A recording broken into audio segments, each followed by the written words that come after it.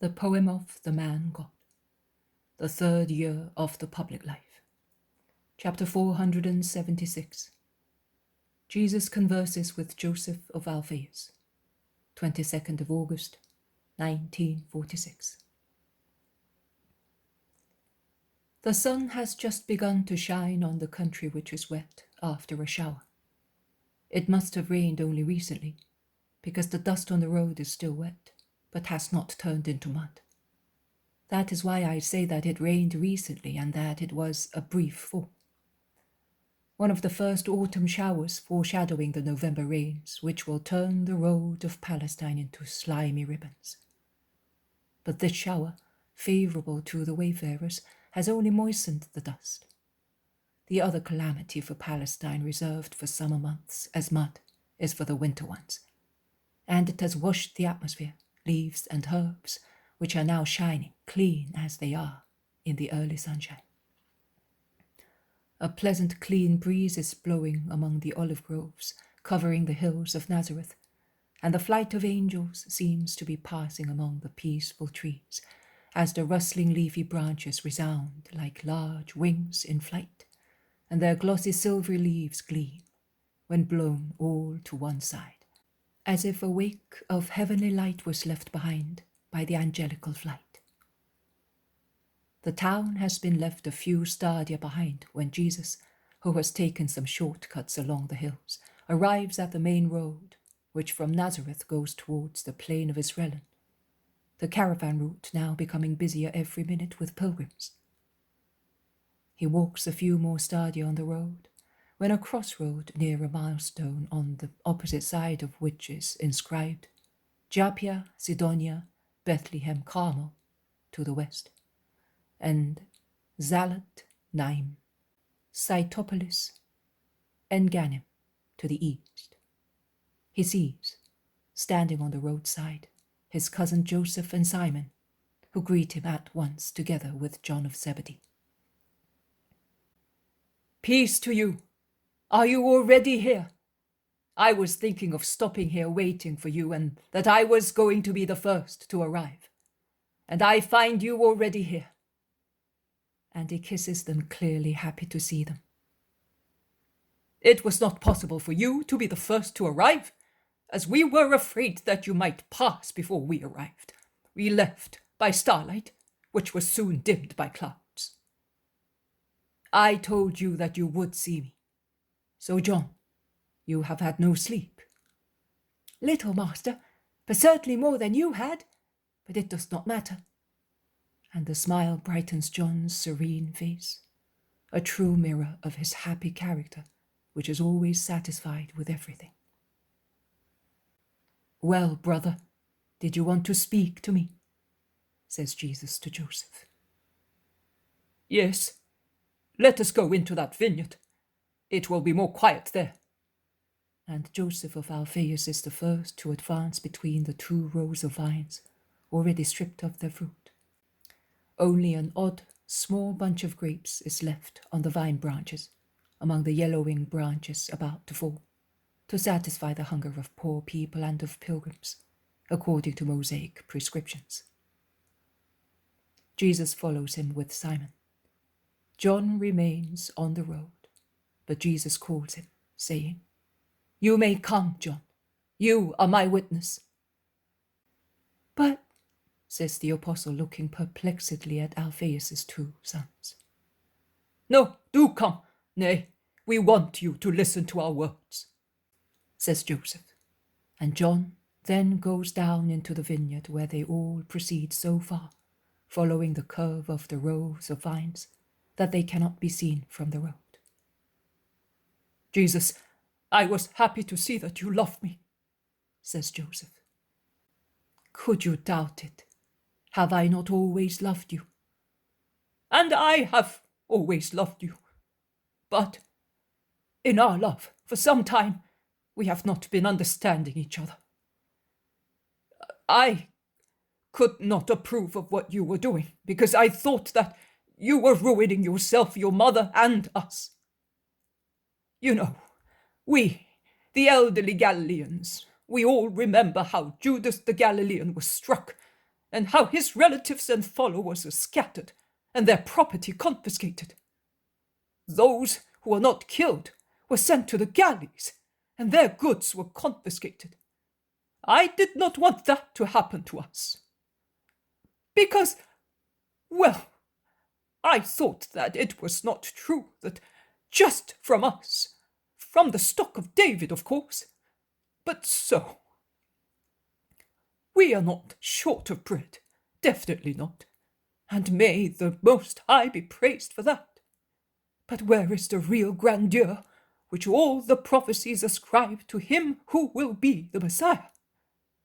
Are you the rod that strikes in order to dominate? You were not the light when you were born. You were not even born in your house. Oh, I know the prophecies well. We are withered trees now. But nowhere it was said that the Lord would cover them again with leaves.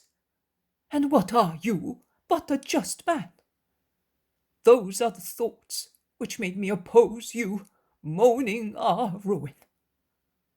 And while I was moaning thus, tempters came to make my ideas of grandeur, of royalty, flare up even more. Jesus, your brother was foolish. I believed them, and I displeased you. It is hard to admit it, but I must acknowledge it. And consider that all Israel was in me, as foolish as I was, as certain as I was that the figure of the Messiah is not like the one which you give us. It is unpleasant to say I was wrong. We were wrong, and we are wrong. We have been wrong for ages. But your mother explained the words of the prophets to me. Oh, yes, James is right, and Judas too. When one hears the prophecies explained by her, as they did when they were children, one sees that you are the Messiah. That is it. My hair is growing hoary, because I am no longer a boy. Neither I was when Mary came back from the temple and was engaged to Joseph. And I remember those days, and the astonished criticism of my father when he saw that his brother was not completing the marriage in a short time. He was amazed, and Nazareth was amazed, and people spoke slightly, because it is not customary to let so many months pass before the wedding, putting oneself in condition of sinning and of Jesus. I think highly of Mary, and I honor the memory of my relative. But the world, it was not a good moment according to the world. Oh, now I know. Your mother explained the prophecies. That is why God wanted them to delay the wedding, so that your birth might coincide with the great edict, and you should be born in Bethlehem of Judah. And yes, Mary explained everything to me, and it was like light that made me understand also what she did not mention out of humility. And I say, you are the Messiah. That is what I said. That is what I will say. But to say that did not imply changing my mind, because my mind considers the Messiah a king. The prophecies speak, and it is difficult to understand a different character in the Messiah than that of king. Are you following me? Are you tired? No, I am listening. Well, those who were tempting my heart came back and wanted me to force you. And as I did not agree, the veils fell off their faces and they appeared as they are, false friends and true enemies. And more people came, weeping like sinners, and I heard them. they repeated the words which you spoke in Cusa's house. Now I know that you will reign over spirits. That is, you will be the one in whom all the wisdom of Israel will assemble, so that you may give new universal laws. You have the wisdom of the patriarchs, of the judges, and of the prophets, and the wisdom of our ancestors David and Solomon, and the wisdom which led the kings Nehemiah and Ezra and supported the Maccabees. All the wisdom of a people, of our people, of the people of God. I understand that you will give the world, completely subjected to your power, your very wise laws, and your people will really be a people of saints. But, my dear brother, you cannot do that by yourself. Moses, for much less, chose some assistants, and it was but one people. You, all the world at your feet. Oh, but to do that you must make yourself known. Why are you smiling with your lips and closing your eyes? Because I am listening, and I am saying to myself, my brother is forgetting that he has reproached me, because I was making myself known, saying that I would harm the whole family. That is why I am smiling. And I am also thinking for 2.5 years I have done nothing but make myself known. That is true. But who knows you? The poor, peasants, fishermen, sinners, and women. You can count on the fingers of one hand those who are not valueless non-entities among those who know you. I say that you must make yourself known to the great ones in Israel, to the priests, to the high priests, to the elders, the scribes, the great rabbis of Israel, to all those who, although are few, are worth a multitude. They must know you. Those who do not love you, among their charges which I now realize are false, have one which is true and just, that you neglect them. Why do you not present yourself for what you are and conquer them with your wisdom? Go up to the temple and install yourself in Solomon's porch. You are of the stock of David and the prophet, and you are entitled to that place, and nobody is rightfully entitled to it as you are. And speak. I did speak. That is why they hate me. Insist and speak as a king. Do you not remember the power, the majesty of Solomon's deeds? If, what a wonderful if, you are really the one predicted by the prophets, as the prophecies show, if one looks at them with the eyes of the Spirit, you are more than a man. He, Solomon, was but a man. So show yourself for what you are, and they will worship you. Will the Hebrews, the princes, the heads of the families, and the tribes of Israel adore me? Not everybody, but some who do not adore me will adore me in spirit and truth. But that will not happen now.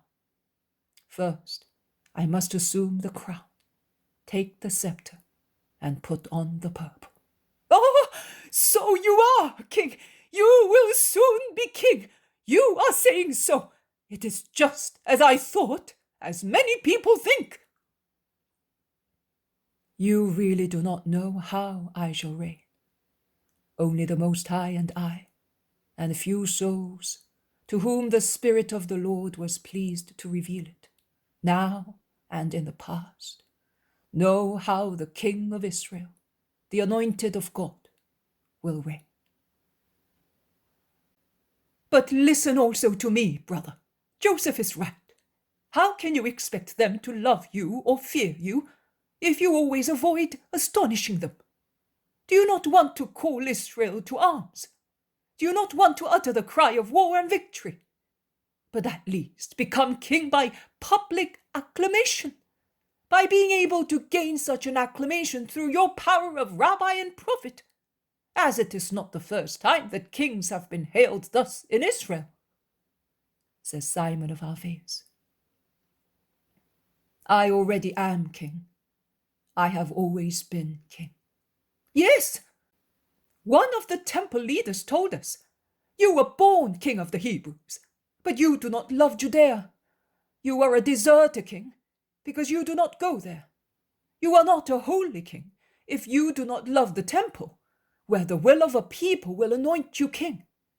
Without the will of a people, you cannot reign, unless you wish to impose yourself on them through violence, replies Simon.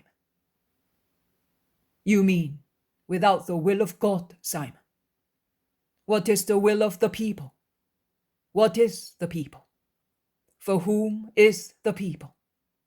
Who supports it as such? God. Do not forget that, Simon. And I shall be what God wants me to be. By his will, I shall be what I must be, and nothing can prevent me from being so. It will not be my concern to utter the cry to gather the people. The whole of Israel will be present at my proclamation. Neither shall I have to go up to the temple to be proclaimed. They will carry me there. All the people will carry me there, that I may ascend my throne. You accuse me of not loving Judea. In its heart, in Jerusalem, I shall become the king of the Jews. Saul was not proclaimed king in Jerusalem, neither was David nor Solomon. But I shall be anointed king in Jerusalem.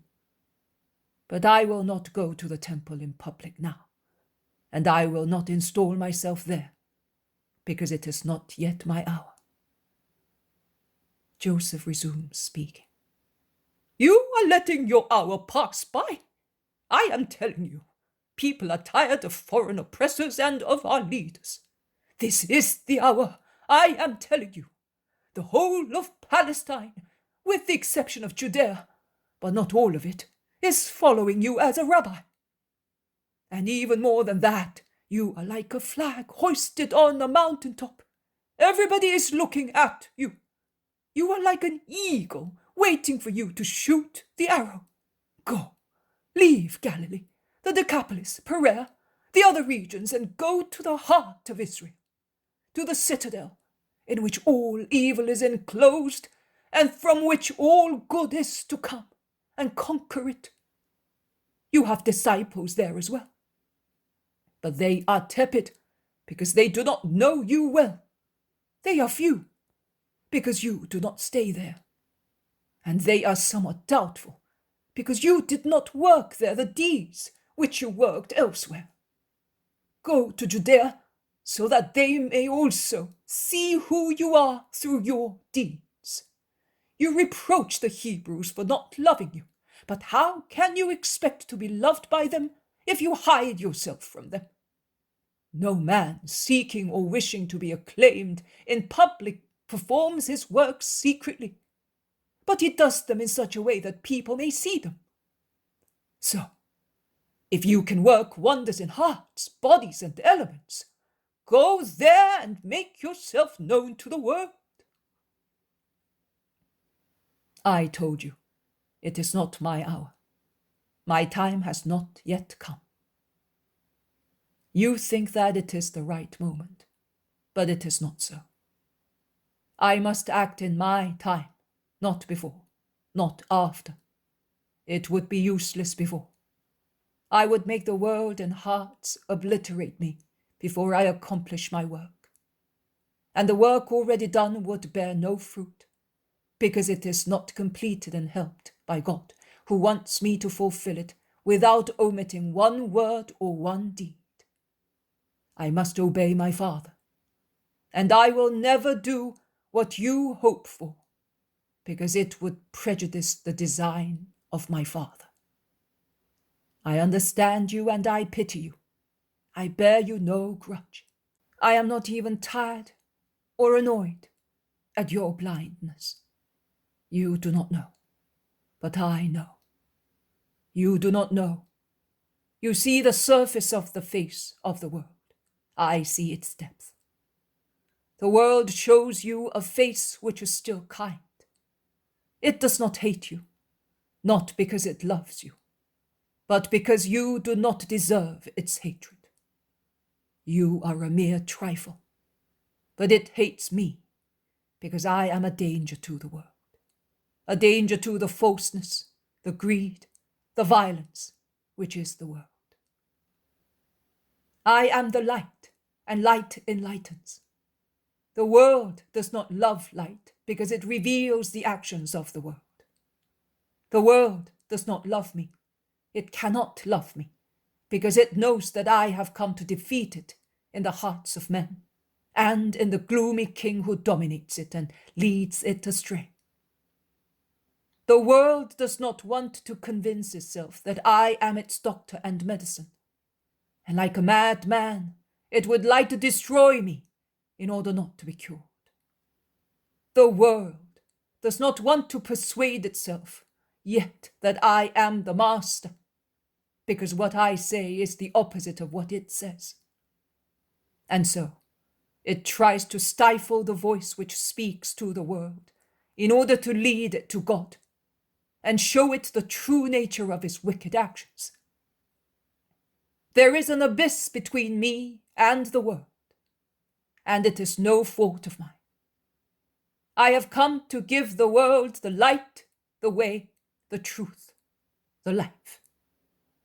But the world will not receive me, and my light becomes darkness for it, because it will bring about the condemnation of those who rejected me.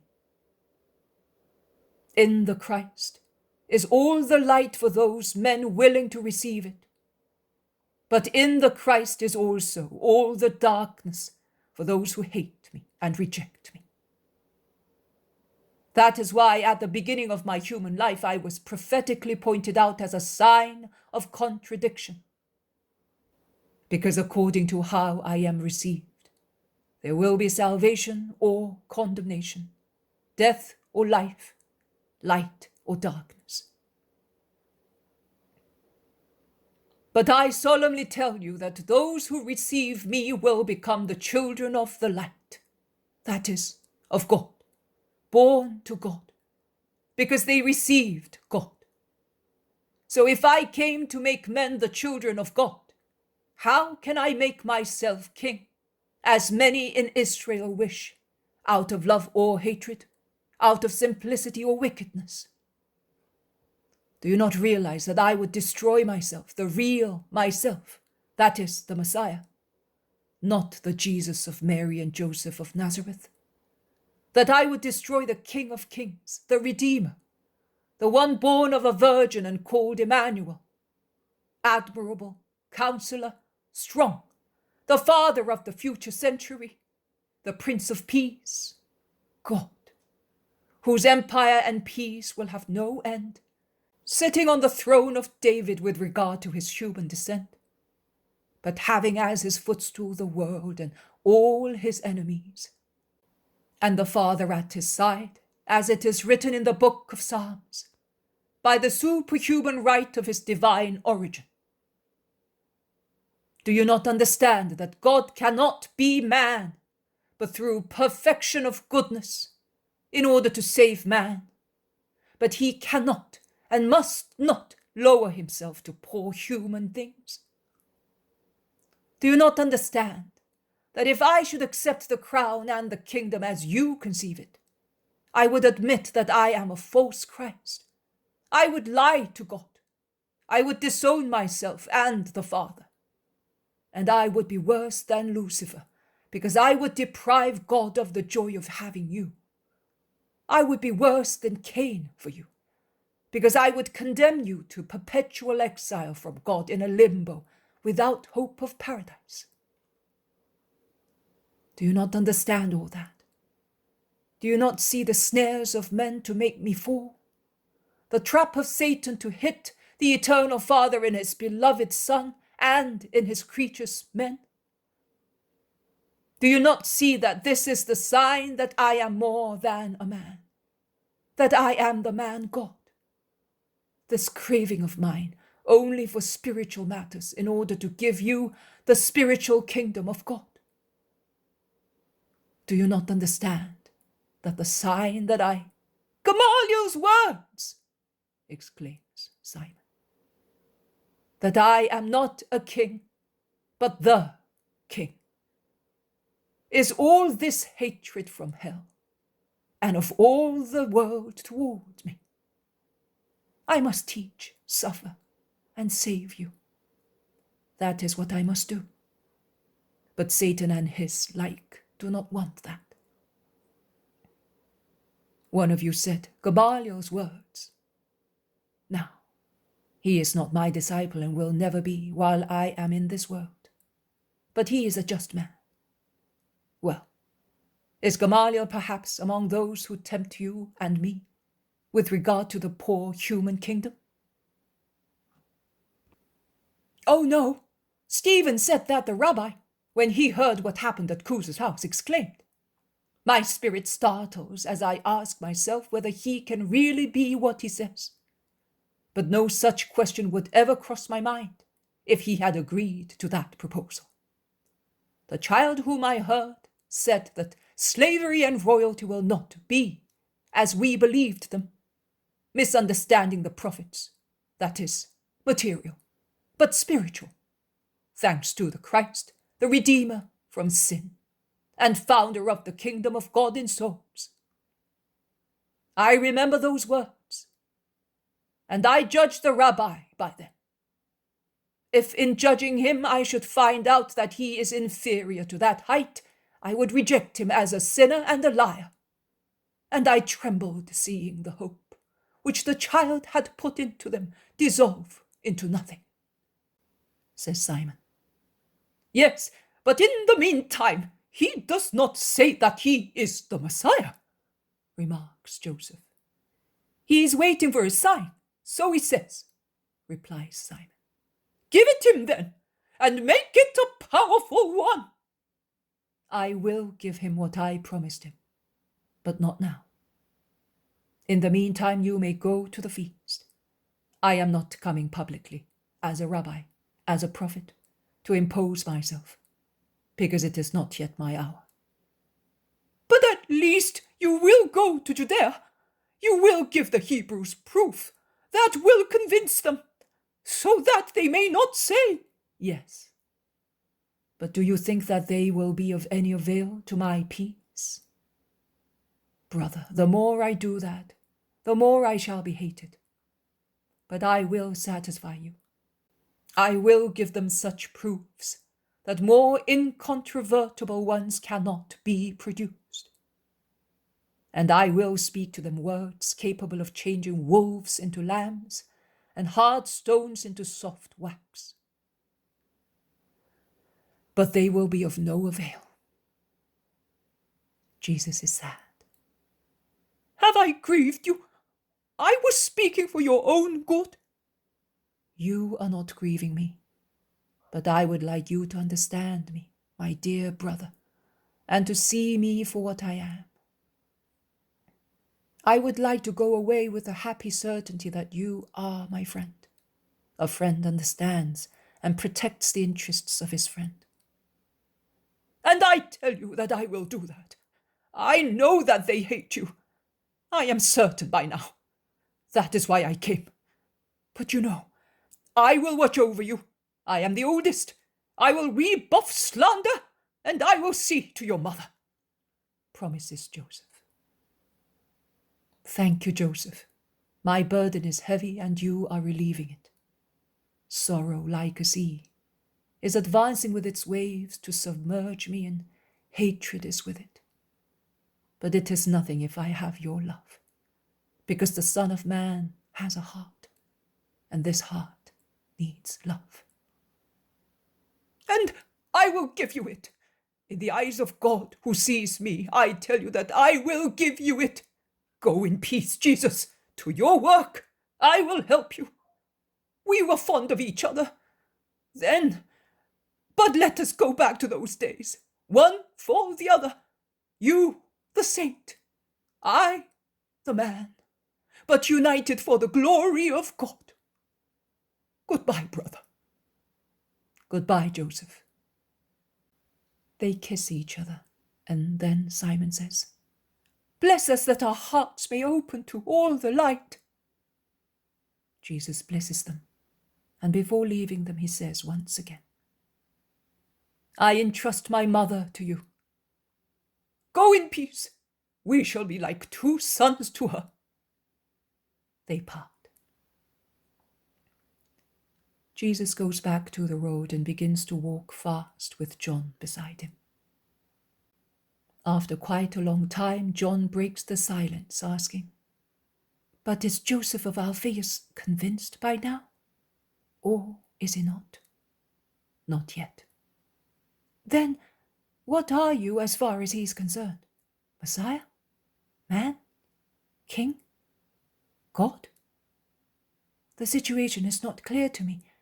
I think that Joseph is like one of those morning dreams, when the mind draws near reality, relieving itself of the heavy slumber which caused unreal dreams, and at times nightmares. Night phantoms recede, but the mind fluctuates in the dream, which one would like never to come to an end, because it is beautiful. He is like that. He is approaching the moment when one awakes. But for the time being, he is still caressing the dream. He is almost holding it back, because for him it is beautiful. But one must learn to take what man can give. And we must praise the Most High for the transformation which has taken place so far. Blessed be children. It is so easy for them to believe. And Jesus passes an arm round the waist of John, who knows how to be a child and to believe, to make him feel his love.